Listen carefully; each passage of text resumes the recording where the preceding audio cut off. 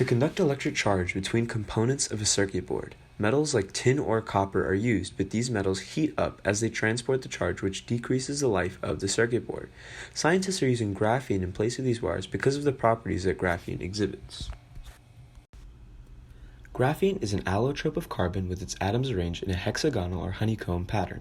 Graphene is a very stable compound because of its densely packed structure and sp2 orbital hybridization, due to each carbon atom being connected to 3 other carbon atoms in the xy plane but not in the z plane.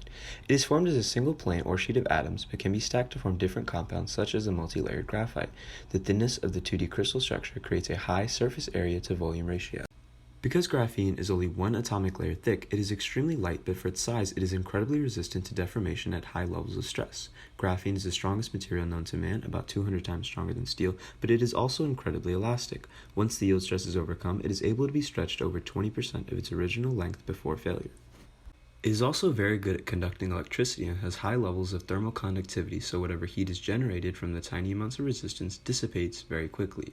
It owes these unique properties to the sp2 hybridization of its carbon atoms and their lattice structure. This structure gives graphene a zero band gap, which allows valence electrons to become conducting electrons without using any energy. This increases graphene's potential conductivity and allows it to charge and discharge quickly. Being only 1 atom thick makes it incredibly electrically dense, providing substantial conductivity over very little area.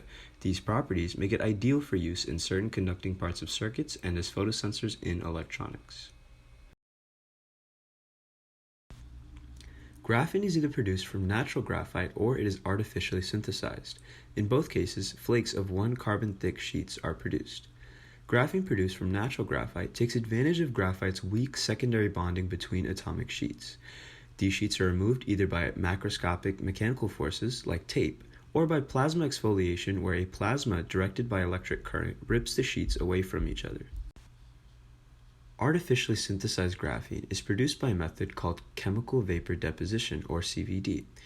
In this method, a carbon-rich gas is sprayed on a metal substrate, usually copper or nickel, at a high temperature, which causes the carbon atoms to spread across the substrate. The surface structure of the metal substrate encourages the carbon to reform in the structure of graphene.